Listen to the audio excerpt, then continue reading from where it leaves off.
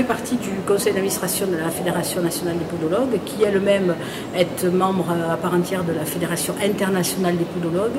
On a été averti de ce mouvement spécial Olympics et donc intéressé au problème du handicap. Le fait de participer à ce mouvement-là nous permet de pouvoir mieux cerner ces personnes en cabinet et de mieux appréhender leurs problèmes. On fait juste des bilans, c'est-à-dire on regarde l'état de la peau. Le poste 2, c'est l'état de la peau, les ongles, de la mobilité articulaire.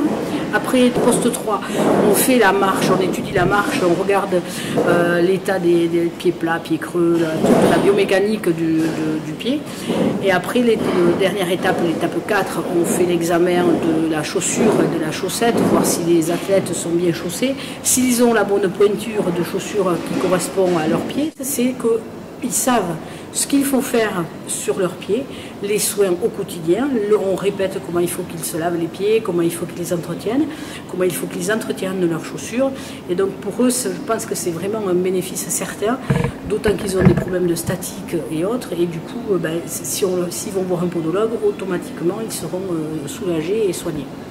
Alors nos bénévoles, ce sont des professionnels diplômés d'État, des podologues diplômés d'État. Et on a généralement des étudiants. Pour eux, c'est une expérience. En 2 jours, ils multiplient ce qu'ils auraient pu faire en 2 ans, ils le voient en 2 jours.